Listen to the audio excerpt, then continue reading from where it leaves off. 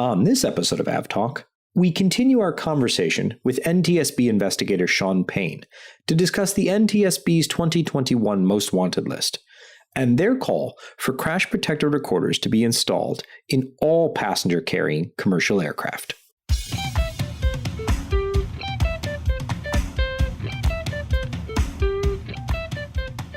Hello and welcome to episode 111 of AvTalk. I am Ian Petchnick, here as always with Jason Rabinowitz. And Ian, I'd ask you how you are as I usually do, but I already know because I got on an airplane and I went to see you in person. Whoa. I know. Who's counting? But Huge, 413 days. Huge, but it is true. 413 days without stepping foot on an aircraft is probably the longest span of not flying in my life, including from birth, I think, more than likely. I don't ever wish to repeat that again, but we did it. We got me on a plane and I got to Chicago and we had a hot dog and we had a few drinks and I went home and it was great. And with minimal kind of headache, really. I mean, I'd say everything no kind of headache. worked.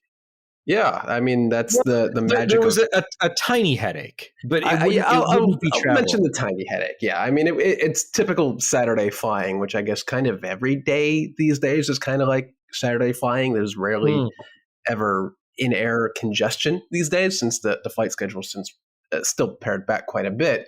But I flew American out of LaGuardia, the old concourse, of course. Got to keep it the way everything has been before the pandemic, and then flew to O'Hare. We pushed back early. We took off early. We landed early. We got right off the runway at O'Hare, straight to the gate, which almost never happens. It's not like we landed in Milwaukee like usual. And then 35 minutes early to the gate, and the jet bridge is broken. So, you know, just typical nonsense. It was fixed in 5 minutes, but that's just kind of perfect, isn't it? I felt like something had to happen. You know, you just need that one little thing that reminds you that, yeah, okay, things are getting back to normal. Things are still normal, and in the weirdest of ways, because I always feel like oftentimes the most difficult part of airline passenger flying, you could fly from Tokyo to New York to the exact minute the airline tells you will depart and arrive. I mean, they have this thing down to a science, but it's that last 5 feet between the gate and the aircraft that things always seem to go wrong. The jet bridge is always broken, or it always takes 10 minutes to get that last 5 feet. So a lot of improvement to be made to jet bridge technology in the future. I feel like we could do a whole podcast episode, or maybe even a spin-off podcast on jet bridge technology, or maybe not. But I mean, that would be fun. I know there are automated technologies out there to remove the human element, which may or may not be a good thing. So yeah, let's talk to somebody about that. A future topic for exploration. I wonder if anyone wants to come on the podcast and just talk about jet bridges. I think that would be interesting. Yeah, if you are a jet bridge aficionado, reach out. That would be an amazing business card to have. Right? Just here, jet bridge aficionado. I think that would be great. So you came and you went as quickly as you got here, and it has now been a week, and we have a great podcast for you this week. Last episode 110, we talked with Sean Payne, who is an investigator with the National Transportation Safety Board. His specific focus is recording devices. So we talked to him mostly about aircraft recording devices, and specifically the ones you would normally find in a commercial aircraft that we all happen to call the black boxes. And you can take your pick on the apocryphal lore of why they're called black boxes. But as we all know, they are brightly colored orange. So we talked about that. Then we asked him to come back and talk to us about what the NTSB is asking of the industry to make it safer, and what kind of things are on their most wanted list for the 2021 version of the NTSB most wanted list. So we're going to talk about what the NTSB is proposing as far as mandating recorders and things like that, and what types of recorders in just a little bit. I think that's going to be a very interesting conversation, and I think a lot of people are going to have some very strong feelings about that. So we'll get to that in a little bit. But shall we start, as it seems customary for the last couple of episodes, shall we start with the airworthiness directives that pertain to the 737 MAX and or a system therein?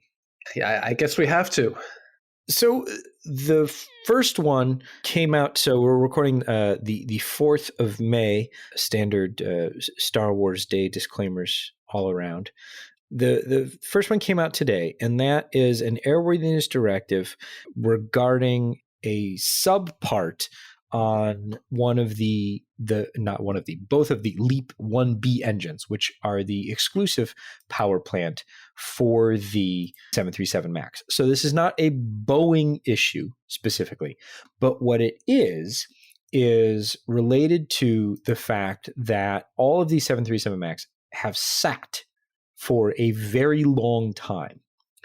And so the pressure subsystem unit and I'll read it because it sounds very official.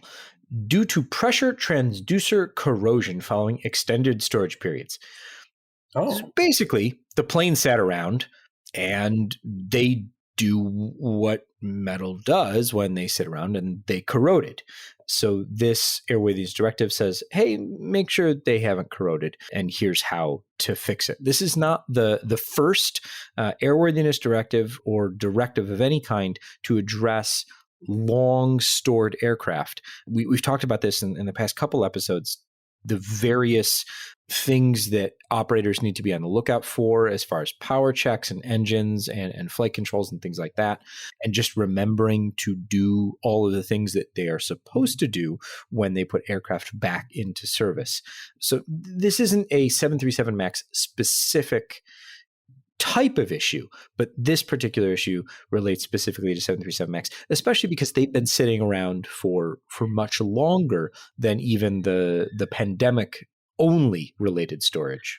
Right. And these aircraft have not been sitting around in places you would typically see an aircraft grounded for extended periods out in the Mojave or somewhere hot and dry. These aircraft were kind of scattered everywhere. They were at I think this is probably mostly directed at the aircraft that hadn't yet been delivered and were sitting around in Washington State or Portland or somewhere in that area, where those are not ideal conditions to combat corrosion on these aircraft. So I'm sure they were looking out for exactly this situation, but it's not something, again, you want to see.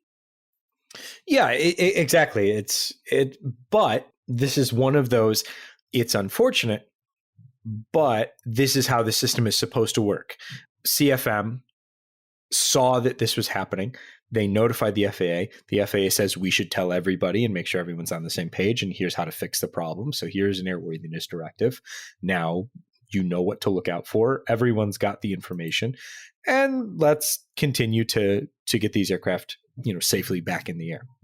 Yeah, the system, it shows that the system is clearly working, but the system has been working far too often to protect against issues with the 737 MAX recently. Yeah, I mean, and that's, I think, fair to say. And so that leads us, I guess, to the second airworthiness directive. We talked about this last episode, that it would be forthcoming. It has forthcome? Sure. Okay.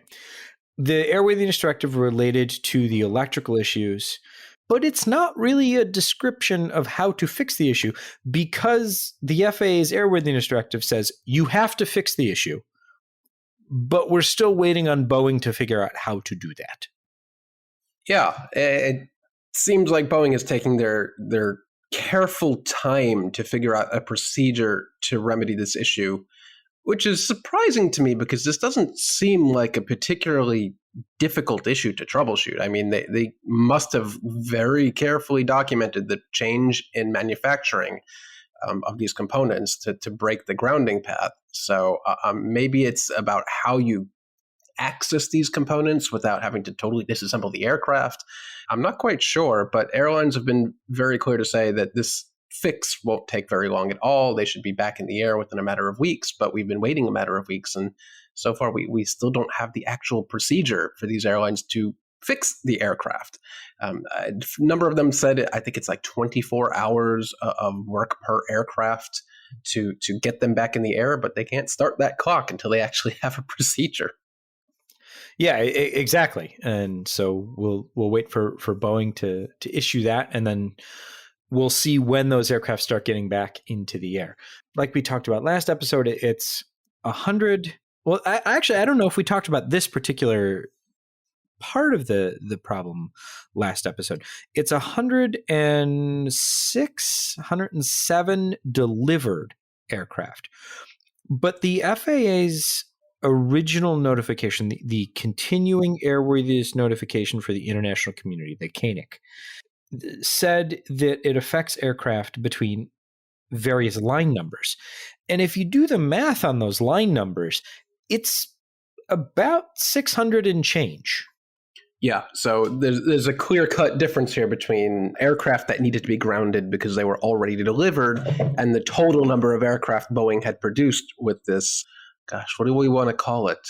Manufacturing defects, I guess? Yeah. Well, I don't know if it's a design flaw, I guess. Yeah, it's a design flaw. That's probably the clearest way. And I assume to this date, they are still manufacturing aircraft with this design flaw of some sort, manufacturing flaw, unless they have somehow already reverted back to their previous assembly method that had the proper grounding of this equipment. So I do wonder if they're still manufacturing the MAX today that are impacted with this issue that they'll have to again go back and rework.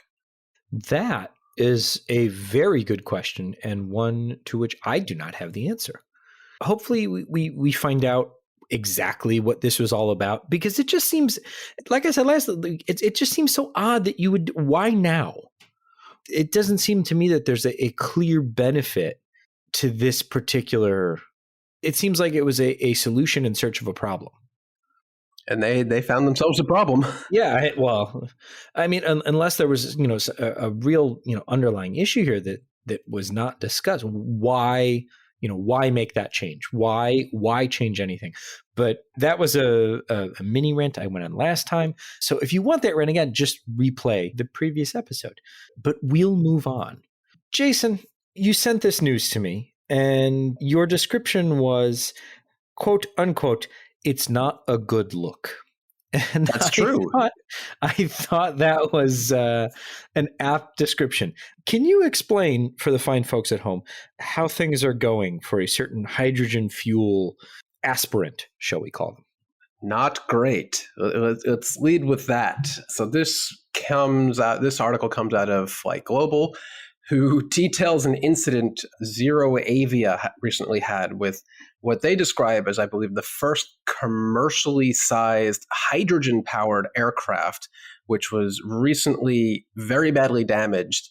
I guess you would say a forced landing outside of an airport where we don't know why the aircraft had to land in this field that's not disclosed, but the aircraft landed with its wheels down. Apparently one of the wheels dug in and the aircraft shed one of its wings, which leads to a very grim looking image. I mean, the tail seems to be intact, but one of the wings is completely sheared off.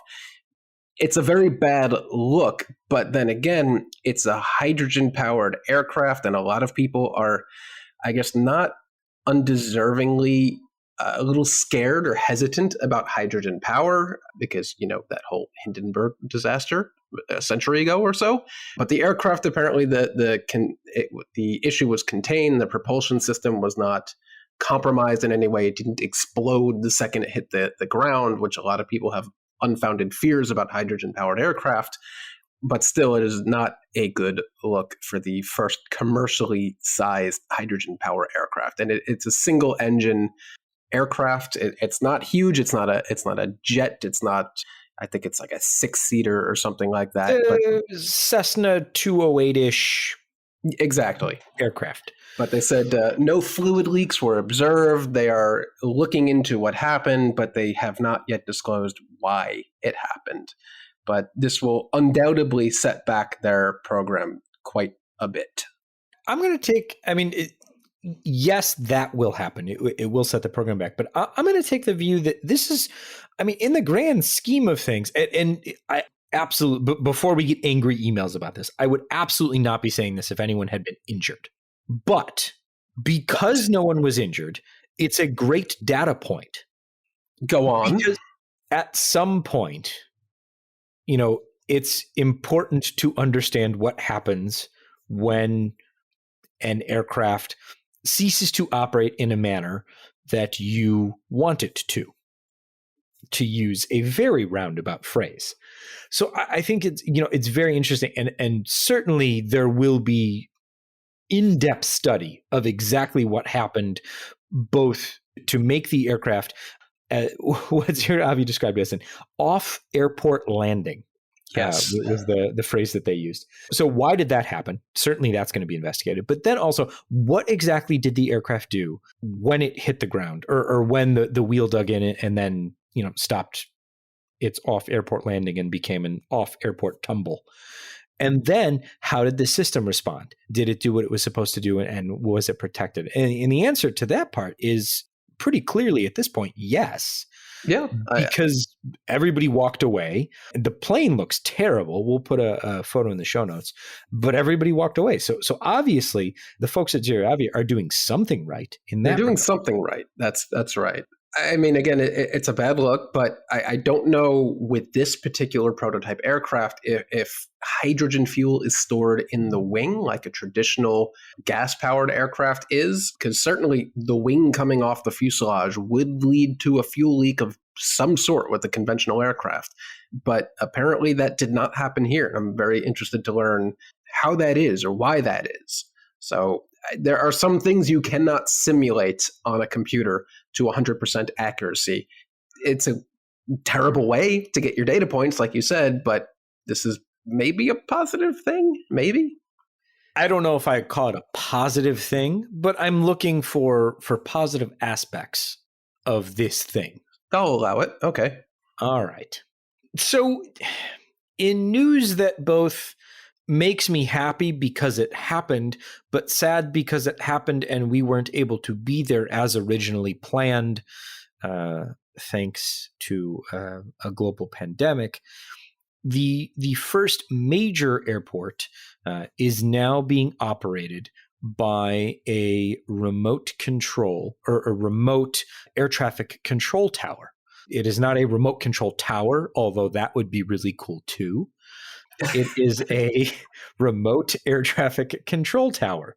So London City Airport is now being operated remotely by NATS, and they have cameras, sensors, all sorts of fancy equipment.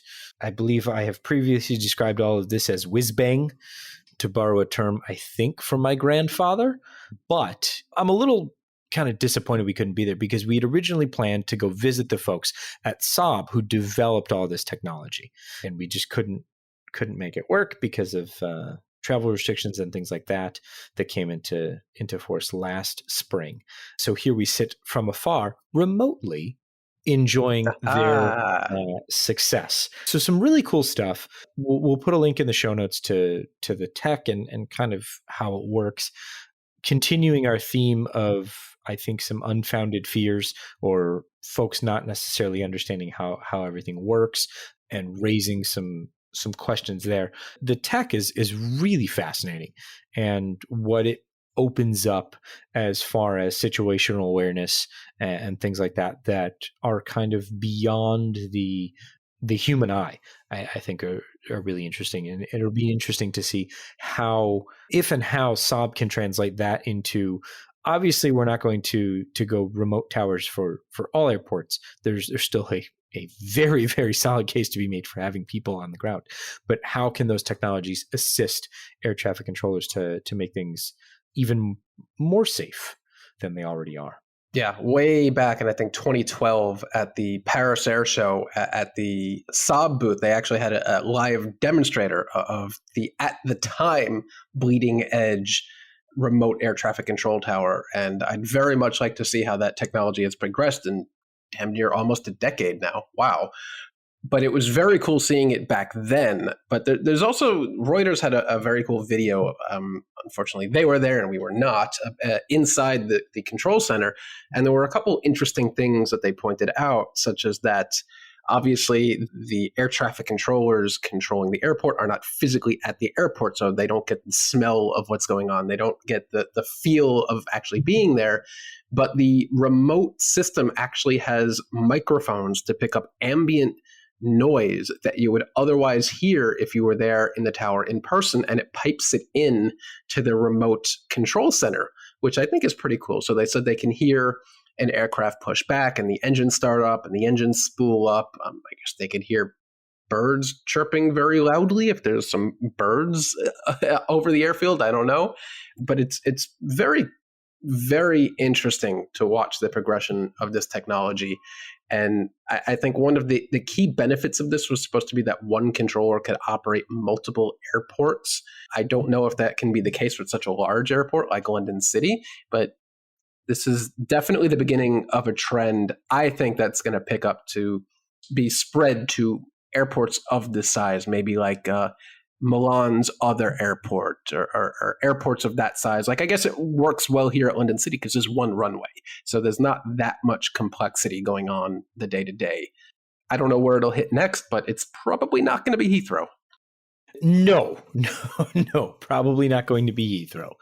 No, like you said, it allows for less busy. I mean, the projected use case, I think, was that it allows for less busy airports to have air traffic control, but also for an air traffic controller to deal with multiple airports to make it, much more cost effective rather than having someone be there the whole time. So you get kind of a spread over where the air traffic controllers can be, quote unquote, without having to have them at remote airfields. But you get the safety of air traffic control built in, via technology. Very cool stuff. Hope to see it in person one day. One day. We're getting back. Hey, you made it to Chicago. Now it's, first Chicago, then the world, or something. So yeah, we'll get back into the swing of things. Let's talk about what we all knew was coming, but was finally announced today. And that is Malaysia Airlines is going to be getting rid of its A380s, quote unquote, in the coming months. Sad. So, yeah, I mean, yeah, it is. It is sad. Elegantly put. Yeah. And accelerated timeline for their retirement for sure, but they will be gone in the coming months. They haven't flown in quite some time. All 6 of them, 8 of them. I should have this pulled up. In fact, I do. All 6 of them performed a recent, hey, we can still fly from Kuala Lumpur to Kuala Lumpur. I was going to say it's not a very big fleet, but then I'm reminded there are A380 fleets that are literally half of that size. Mm-hmm. So the A380 is weird. I mean, that's a pretty solid description of the aircraft. Yeah. Most of its operators at this point are letting it go, but there are still a few that are keeping it around. We know British Airways has again expressed that it will be keeping its A380s around, that it has a place in its fleet. And of course, there's Emirates, who can't possibly get rid of its A380s at this point.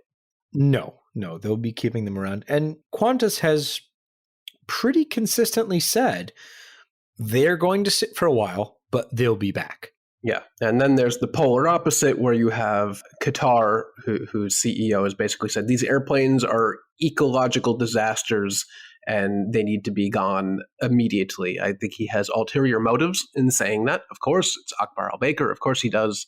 But it seems like Qatar and also Etihad, the aircraft, will not be making a return at any point. Yeah. Well, I thought Qatar was going to bring half of them back, possibly.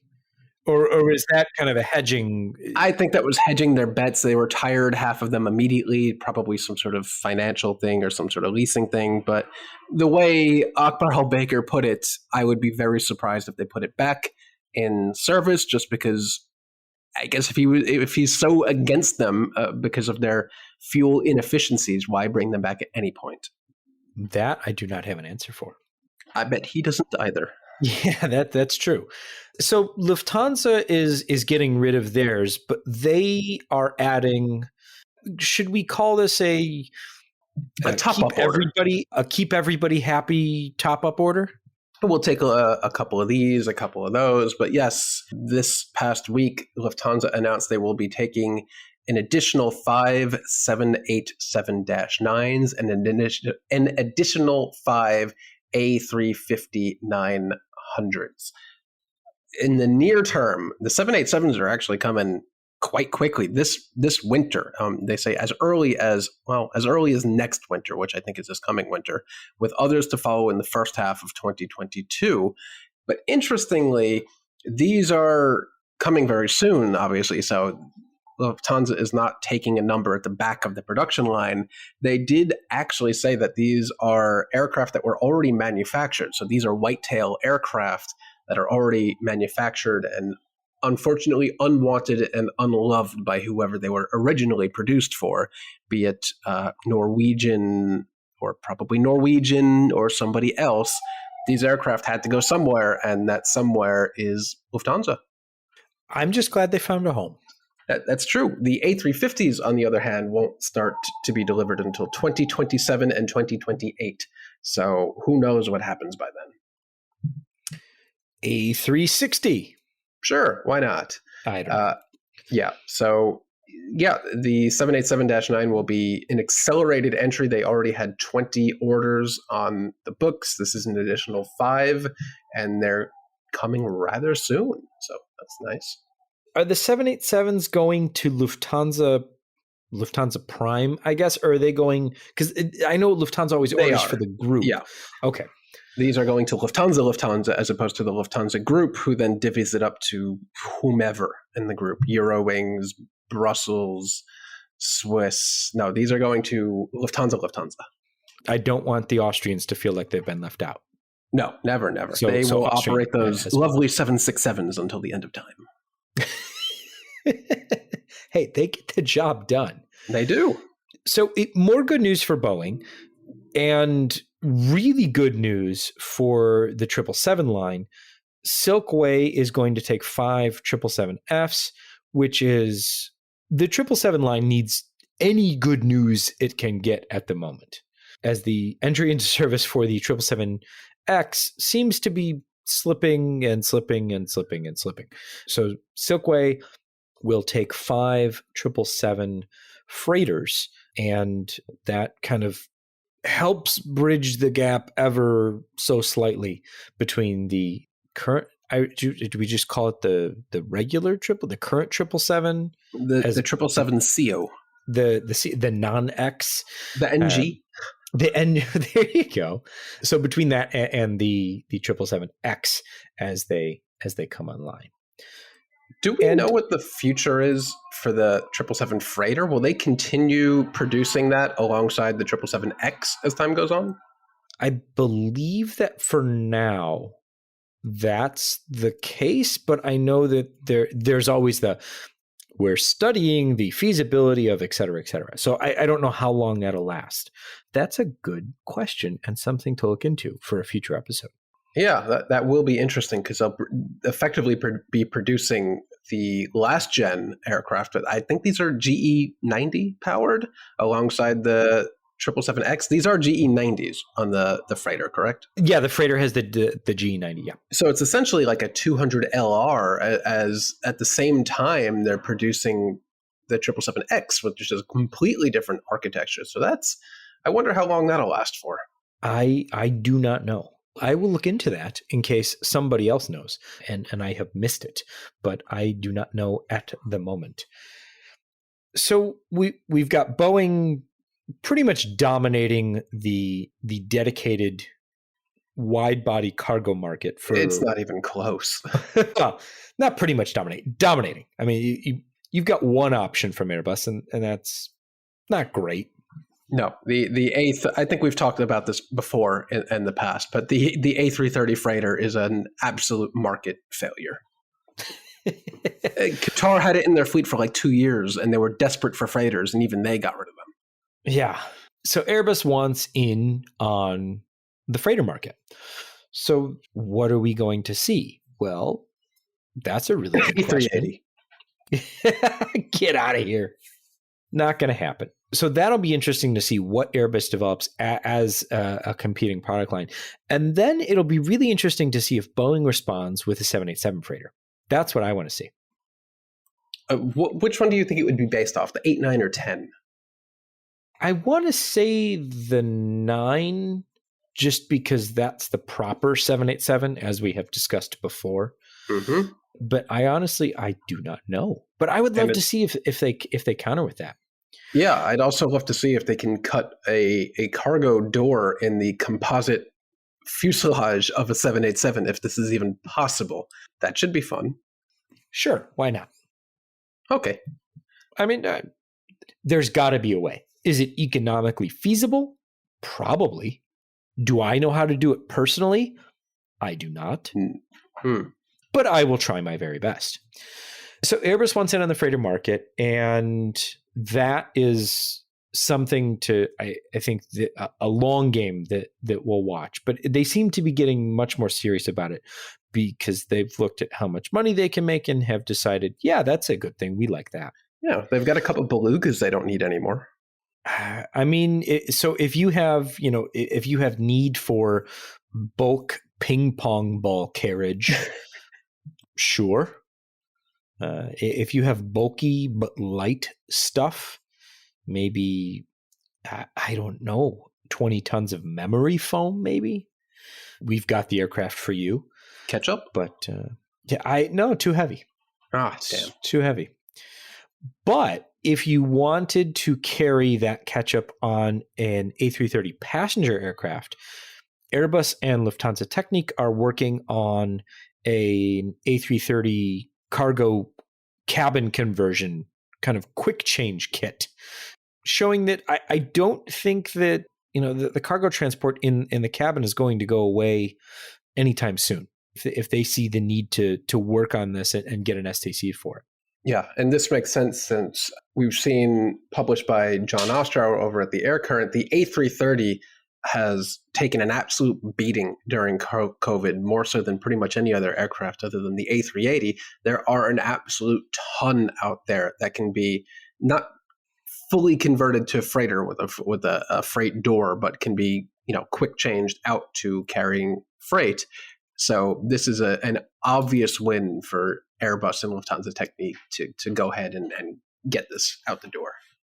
Yeah, for sure. I mean, we looked at the A330 kind of early on in when things were shutting down and dealing with that. We took some data, and then John's kind of piece in late April in the Air Current really hit the nail on the head as far as the A330's just oddball place in the market and finding ways to make use of it and keep it going. So it'll be interesting to see how many airlines take advantage of the Lufthansa Technik Airbus cargo conversion kit, I suppose. Let's do one more new planes thing, and then we will bring Sean in for our part 2 of our conversation. Aeromexico has finally figured out what they're doing with their fleet, maybe. Yeah, probably. They've switched out from shedding aircraft to adding aircraft, which is a fun swing. So we know they shed a sizable chunk of their fleet, including a bunch of 787-8s, which not too recently operated the fake longest flight in the world, but wasn't actually the longest flight in the world. But Aeromexico, this is reported by Edward Russell, says they will be adding 24 737 MAX, including the 8 and 9, and 4 additional 787-9s. 9 aircraft are due by summer, with the additional arriving through 2022. So that's pretty quickly. Again, I would assume these 787-9s are probably whitetails. The aircraft. How many 787s did Norwegian have on order to get? Apparently enough. I mean, if you want a 787, now's the time, because apparently Boeing is overstocked on them, and they got to put one of those wacky waving inflatable arm tube men out at Payne Field to attract some new airlines, because they apparently got enough to go around. I would love to see that. Me too. I would please, if you're a Seattle area listener, just let me know how much it costs to rent one of those wacky waving tube men. and we'll send you up there. Oh, that would be so good. Everything must go. Okay, we're going to regroup right now and put our serious safety faces on.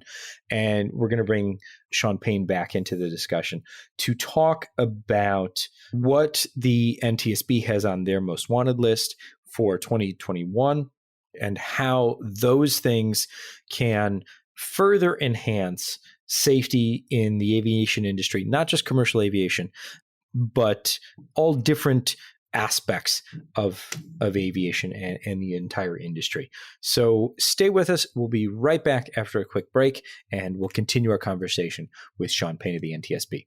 We'll be right back.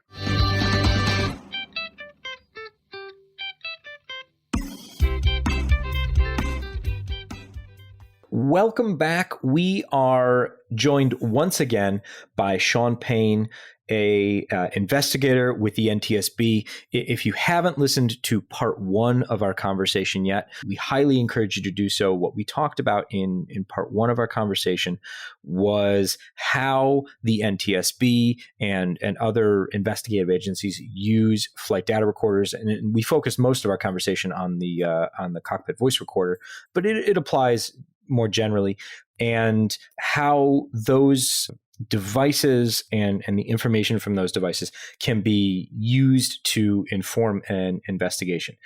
Sean has graciously agreed to stick around and discuss looking forward now. So the NTSB recently put out its 2021-2022 most wanted list, and we are going to focus in on one of the particular items, and that is, I'll just read it straight from the list. The FAA should mandate crash-resistant recorders in all passenger carrying operations and require data monitoring and analysis programs. Operators should not wait for mandates to do so. They can realize the safety benefits of these technologies now. So, Sean, thanks for coming back. We appreciate you joining us once again. Thanks for having me. I'm excited to cover part 2. Hey, Jason.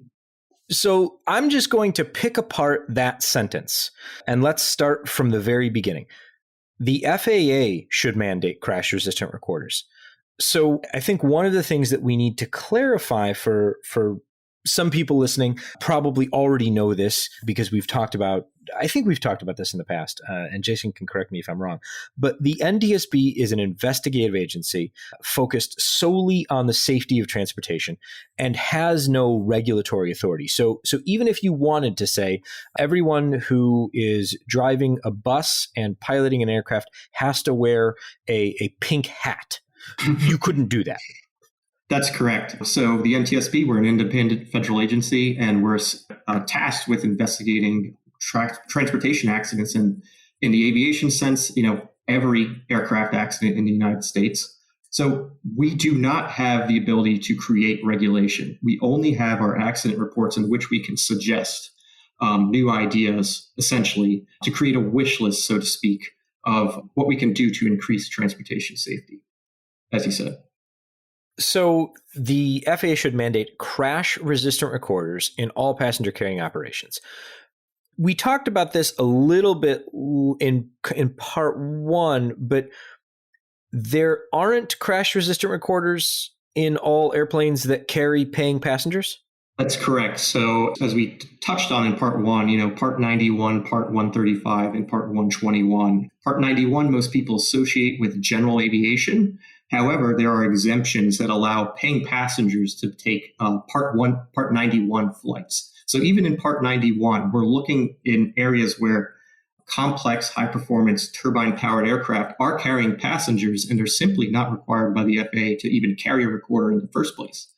If you go look at 135, for example, the same goes there. You're booking a charter flight to go somewhere on a private jet, say. That private jet might only have a CVR. It might not have an FDR. Furthermore, it might not have avionics that are even capable of recording instrumentation data. So not that that's meant to survive an accident, but there are some cases, I would say some, I'd say more often than not, in these spaces with these 91 and 135 high-performance turbine-powered aircraft, where we're simply not getting flight data in the first place from a federally sanctioned crash-protected recorder.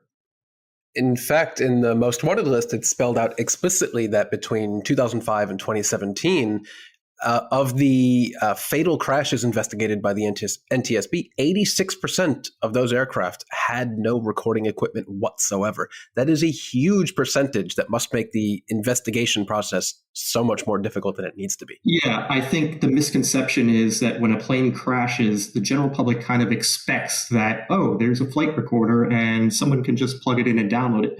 In a lot of these cases, as Jason said, 86%. There's simply no data like that to go on. There might be some kind of sparse instrumentation data, but there's not a federally sanctioned recorder in these aircraft or helicopters that will help us lead to an answer to make safety improvements. So it might actually be the case that the best and possibly only data that you're going to get for some of these crashes is actually ADSB playback on sites like Flight Radar 24, and that's kind of mind-boggling, actually. Yes. So, ADSB data does often come into play. And in these investigations where we don't have a lot to go on, maybe ADSB data is the only, element of data that we do have, we often rely on what we call a performance study. So we're finding ways to take this sparse data and try to reach a probable cause. In a performance study, for example, we look at what is the aircraft capable of doing physically through the air based on the points in the route it flew through the air. And what does that mean in the overall context of the accident? So we're having to perform, quite a bit of detailed analysis and studies just to get at some simple questions that could easily be answered by a crash-protected recorder. So besides a recorder that's included, a federally sanctioned recorder to kind of use that particular phrase, and publicly available ADSB data, what other types of recorders are you seeing in aircraft that are proving helpful or maybe not helpful in investigations? Yeah, I think we should definitely touch on the fact that we've received about 650 image recording devices in about the past 5 years in the NTSB just for aviation. A lot of times these cameras, for lack of better word, we're getting GoPros, we're getting cell phone videos from passengers, stuff like that. A lot of times these devices are associated with accidents that or an aircraft that don't have crash protected recorders. And you can imagine that the use of these images and video is highly valuable in the investigation and can answer quite easily, what happened. So those videos are often taken from a passenger's perspective, or they're mounted, if we're talking about a GoPro, they're mounted by either the pilots or passenger themselves, and they've kind of got a single field of view. But that's not really what the NTSB is talking about as far as, cockpit image recorders, is it? Right. Yeah. So first, I want to stress that when we receive a device like this, when we receive data like this, it's handled in a way that is exactly similar to how a CVR would be handled. So the protections that are applied to a CVR for handling the data are applied the same way to an image recording device. That said, when the NTSB has asked for image recording devices, they're quite a bit different than a GoPro, for example. The types of devices we're talking about do exist in the crash investigation community, and they're almost surgical in nature. In other words, they are providing a very limited view of the flight crew. For example, ICAO in Annex 6 set forth some guidelines for investigative tools such as image recorders. And in the ICAO guidelines, they say that a future standard should eliminate the flight crew's head and torso to the greatest extent possible. So I think to clarify some misconceptions, these recordings are actually not showing most of the pilot. What they're focused on is the instrument panel, the flight crew's interface with the instrument panel and flight controls, as well as a view outside the cockpit. There are also, in some cases, and the standards are emerging, not even a video in itself, but rather still images. So this highly specialized way of using imagery or video data is something the NTSB is asking for. And I want to clarify that's very different from asking for a GoPro installed in every airline cockpit. That's simply not what we're talking about. So this may be a question that you can answer, or we might need to call someone up at Boeing, Airbus, Embraer, et cetera. But has there been any look at, now that most new aircraft are going to a glass cockpit and LCD screens and things like that, is there a way of just broadcasting what those screens are showing to a recorder? So, I mean, kind of negating the because you're interested in the instrumentation, right? Right, exactly. So what the image recorders are, what we have been using them for in many instances is to supplement instrumentation or instrumenting the aircraft. So as you said, just sticking a camera that looks at the instrument panel gives you all the, I'll say, lack of a better word, health data of the aircraft, right? So that said, when ICAO is discussing image recorders, there's different classes of image recorders. And I believe the class that most people think of in terms of being a camera that looks in the cockpit is Class A. However, there are other subsequent classes that might just capture screenshots of the flight instrumentation displays, as you said. That's why I like talking to you guys. You guys are always ahead of the ball and know what kind of questions to ask here. So that's great view into what the future of these devices might also include. Interestingly, many aircraft today, especially wide bodies, they already have video cameras throughout the aircraft. So many have cameras in the passenger cabins. Some even have multiple cameras outside, either on the tail, providing a view of the fuselage, or in the case of the 777-300ER, they actually have flight deck accessible cameras that look back at the wingtips to help them navigate around the airport. But to my knowledge, none of that is actually recorded and is able to be used in an investigation. Would external camera recording also be helpful? Yeah, great question. None of that right now is going to the FDR, and I'd be careful to include any view of inside the passenger cabin, but certainly the context of those cameras that are used to help taxi the aircraft or provide a view of the in-flight entertainment system to outside the aircraft are discussed in the new ICAO guidelines around image recorders, and there is a plan to potentially capture those if regulated.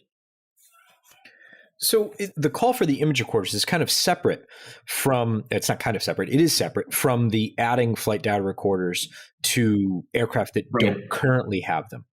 I mean, there's obviously a cost to this, which is why airlines and especially, Part 91, Part 135 operators don't do it on their own. The second part of this is required data monitoring and analysis programs. And it seems to me that not only is that a safety issue first and foremost, but it seems to me that there would be some operational benefits to those programs as well with these recorders. Right. So I'll start with the first part of your question or the expense and maybe older aircraft that are being upgraded that don't have an FDR. So I used to be an instrumentation engineer for the Navy when I said I worked in flight test in Part 1, and my job involved me, wiring aircraft and aircraft systems to collect data. And that process can be, very in-depth, very expensive, and very, time-consuming. And I don't want to keep going back to image recorders, but an interesting way as to how to use an image recorder in this scenario is if we're asking these older Part 91, Part 135 aircraft to be, for lack of a better term, instrumented, the easiest way to do that, instead of putting a CVR or an FDR in it, is to put some kind of image recording device. If you have a simple way to collect digital data, then, as you said, as part of the FDM program, which is the second part of the most wanted list item we're asking for, you can then exploit that data like the airlines are currently doing to try to find some safety benefits or areas in which flight crews can improve their performance or things other pilots can learn from so they can avoid the same problems maybe made on a flight previously. So I want to kind of flag that part right there, that airlines are already doing this. Right. So the flight data monitoring, and they already have programs that take data that the aircraft is giving them and making their operations safer. So this isn't necessarily we think this would be a good idea. It already is a good idea. So is the barrier to entry really just retrofitting aircraft that don't already come equipped with this? Well, of course, everything in aviation is a bit more complicated than that. And I think one barrier for implementing this is the airlines, the Part 121 airlines have a lot of resources. They have a lot of employees. As we look at 135 and 91, the challenges become, okay, maybe you're a Part 91 operator where you're taking paying passengers on a photo flight. Do you have as many employees to staff a FOQA program, or Flight Operations Quality Assurance Program, or use an FDM device to exploit its data? And the answer there is usually no, or they have a very limited amount of employees to do that or resources. I think where we're looking to apply this in 91 and 135 is the tech that's out there now can certainly assist these operators in becoming enabled, maybe not to the extent that an airline does it, but certainly to an extent that would capture some safety improvements that could very well avoid an accident in the future. One of the big criticisms of the request to install cockpit video recording or additional monitoring is a privacy aspect. And while I don't want to get into necessarily for and against, I think it might be a good idea to discuss the difference between what an NTSB investigation is and what the goal of that investigation is versus, someone who might be trying to work on behalf of an insurance company or criminal or civil litigation. Right. Yeah, I think this is a great place to interject that. I think one of the reasons I work at NTSB and enjoy what I'm doing is you'll never hear anyone in NTSB use the word blame. What we're looking for in a safety investigation is what went wrong with a system usually, and where in the system do changes need to be made in order to prevent it happening again. We never say whose fault was it, or who was to blame. And I think, throughout the aviation industry, even in 121 airline operators that are using FOQA and FDM devices, it's important to stress that these investigations are non-punitive and they're only for increasing safety awareness. So unless there's a strict rule that the operator cannot use this data in a punitive way, that would go a long way in helping to adopt these recommendations. So we have said that in the past in other recommendations related to FDM devices and FDM programs. But I think it's something that, as one of the reasons I'm going on the podcast is we need to clarify this publicly and remind people that a safety investigation is a safety investigation. It's to save lives. It's to make transportation safer. It's not to blame the pilot. It's not to blame a particular person in the organization. It's to look for those Swiss cheese holes, the different slices in the reason model of, I started getting more philosophical about the idea of an accident investigation, but it's to look where we can prevent these accidents from happening and fix those problems without punishing someone.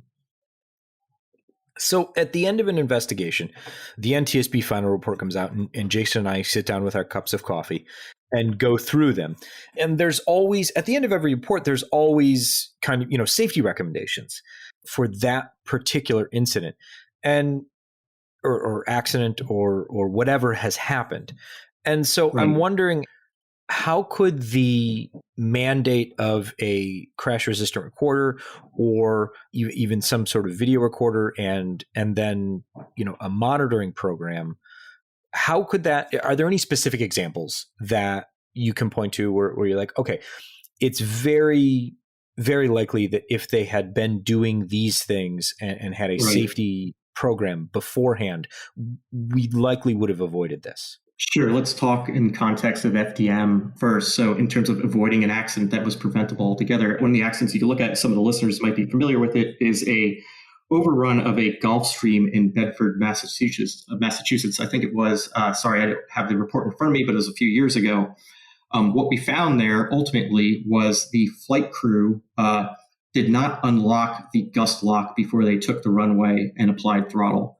When they went to rotate, they were unable to rotate and subsequently ran off the end of the runway at a high rate of speed and hit a drainage ditch. Unfortunately, it was fatal to everyone in that aircraft, including the flight crew. What we found, that particular aircraft was not mandated to did have a quick access recorder. That's a device that you would use for flight data monitoring. So beyond the 2 hours that a CVR or FDR would record, this device, I think it recorded over 200 hours of data. Luckily, it survived the accident, which might not have been guaranteed because it's not crash protected. But we were able to look through that data, and we found that in a majority of the previous flights, in that 200 hours of data, the flight crew had not done something as simple as performing a flight control check. So had they identified that the flight crew was not performing a flight control check, you can see very easily how something that simple, ensuring that they follow the checklist and perform the flight control check, could have very well avoided that accident. That's a pretty clear example and one of the easiest ones. So this isn't something that, it's something that is very regimented and needs to be mandated in a very specific way to make it non-punitive. But that's something that an operator could say, okay, we've noticed this, and then we can go back to our training on this, or we can, begin kind of, everybody here. It seems as simple as just, sending out an email for some of these things. Right. And it can be in certain cases. I think guaranteeing that non-punitive use of the data is certainly a challenge, especially for the 91 and 135 operators. And the NTSB needs to get out there, just as proactively with the pilots in that stance. And as we discussed earlier, remind people what a safety investigation is and why the use of this data is valuable, especially in a non-punitive way. Is there anything else that you think our listeners should know about this particular most wanted list item? Like I said before, I think we are really working with a lot less data that that the general public thinks we are. Even for larger aircraft, if we look at the Atlas accident in Baytown, Texas, the Atlas Amazon Prime branded cargo plane, that recorder was only required to have 34 parameters. It had a bit more than that, but the conclusions we came to would have been greatly benefited by having a more robust view of what was going on in that aircraft. And I think when we're asking to quite simply install crash-resistant recorders, I think that's my main talking point here, is saying that just because there's a jet flying overhead doesn't mean that the FAA has mandated a flight recorder in the first place. And if it has, is it really recording all the data that we need to get to an accurate probable cause to prevent it from happening again? I think really that's the main takeaway that I would project from this particular most wanted list item.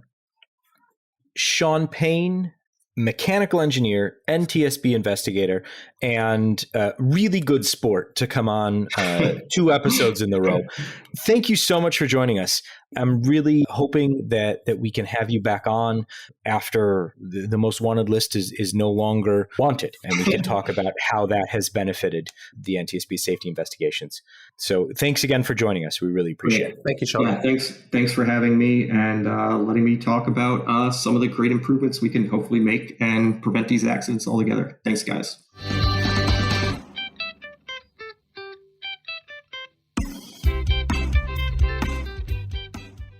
Welcome back. So we've got part 1 with how everything works. We now have part 2 with how the NTSB is thinking about the future of recorders and recording devices and how things are going to work. We would love to hear your thoughts on this, be it from a passenger perspective, from a pilot perspective, from a safety professional perspective, all sorts of things. We would love to have your perspective. Please email us if you have some thoughts on this podcast at fr24.com.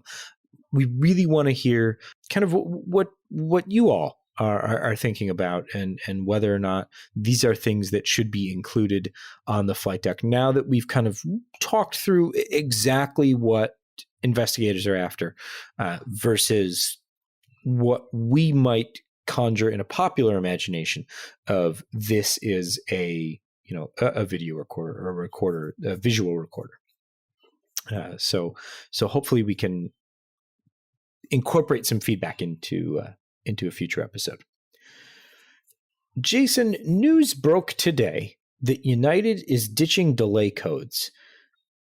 And from all the reaction that I saw, yours included, that's great news. Yeah. Why do I care? Okay. Well, it's mostly great news for employees of the airline. So a little background on what a delay code is. Basically, anytime an aircraft is delayed pushing back from the gate, be it 1 minute or 30 minutes, someone at that airport working for that aircraft, I guess the station manager, gate agent, whomever, needs to pick a specific predefined code to describe why was this flight delayed pushing back. And that often leads to some controversy, I guess, because that means you have to assign blame for that delay to a group of people or an individual person. And oftentimes making that determination it's not clear. How many times, Ian, have you boarded a flight and it pushes back 5 minutes late for absolutely no discernible reason? I mean, more often than I could ever possibly count. Exactly. But every time that's happened, somebody's getting blamed for it, or some group, be it the mechanics, the pilots, the gate agents, somebody is getting blamed for that delay. And what United is doing is getting rid of those delay codes, which gives the crews, the ground crew, the flight crew, the cabin crew, the gate crew, more flexibility to give a little leeway to pushing back an aircraft, be it if that's waiting a couple extra minutes for connecting passengers, or to load that extra bag of peanuts into the galley, or whatever. Basically, they won't be looking to assign blame for a flight that's pushing back 2 minutes late, because more often than not, almost entirely, pushing back 2 minutes late doesn't have anything to do with what happens on the arrival time, because you're still going to go push back into traffic, or taxi out to the runway takes some amount of time. So it's really an employee-friendly and passenger-friendly concept that United is pushing through here to be more flexible in pushing back flights that don't have to go out exactly on time. American had a big bout of doing that right before COVID called D0, which means flights must be pushed back at the exact time of departure, whether that means you leave 15 passengers behind or whatever else. It was very... To me, it's nonsensical, because there's so much padding built into the schedule that you're probably going to arrive early if your pushback is delayed by 2, 5, even 10 minutes. So kudos to United for thinking logically. We'll see if they stick through with this, but I bet it's a nice gesture to employees that they will definitely appreciate. This is one of those things where it means the most to employees, but as a customer, I feel a lot better knowing that if I'm on a connecting flight, and you always get the sense that there's a bunch of you on that flight, because you get that feeling, are we going to make it? And you can feel that energy where it's like, okay, are we all going to make that connecting flight that we hope they hold the flight? And more often than not, in the past couple of years, the answer has been no, you're on your own. Even if there's 10 people or 15 people going from wherever to wherever on the same flight, if you're beyond the time, they're not going to hold that flight. They need to get that out. And this seems to me, certainly it's more focused on the employees, but a very customer-friendly thing to do. Certainly not something I want to have to care about, but if I did, it seems like it would be a nice thing to. It's specifically impactful during this COVID era, because missing a connection could seriously screw up your travel plans, in that there are so many fewer flights. If you miss that flight from Chicago to Heathrow, there might not be another Chicago to Heathrow flight that day. It also means that whatever preparations you took for entry requirements to that country, let's say a COVID test, you have to take it 72 hours before departure. Suddenly, if you miss that connection, you are no longer within 72 hours of that departure, and you have to get a new COVID test. And depending where you are, that might be anywhere on the scale of annoying to difficult to impossible. So good on United for at least trying to get its employees to use a little more of their own discretion in delaying flights. Yeah. So very quickly before we go, new airlines that you should either be aware of or not, but these are some new airlines that exist, and then one that might exist, could exist, should exist at some point in the future. We'll see. Avelo is the newest creation of former United Airlines CFO, and they began operations out in California. Their first flight was Burbank to Santa Rosa, and that went off with a big aviation geek crowd enjoying that. There's Aero-K in South Korea. There's Jason's new favorite airline, Bees Airlines. Not B Airlines, as I almost meant. Bees Airlines. So there's Bees Airlines, and then there's going to be Ryanair's Buzz. I'm sensing a theme. I guess people like bees. I guess. I don't think so, but I just like the Bees airline livery with their little... It's nice. It's nice. It's not as cartoony as Buzz with the cartoony bee, but I just like discovering airlines that I didn't know existed, but they didn't exist until last week, so I wasn't missing out on much. And then there is the Super Air Jet. Because what the Lion Air Group needed was another subsidiary. I believe this is number 262. And there are A320s, I think, which is a little different for them. Yeah, it'll be interesting to see what's going on here and what this is all about. But it is supposed to be an airline focused on the millennial traveler.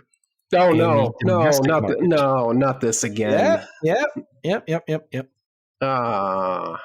This is June 2.0. But do they have a rooftop bar? We're going to need it.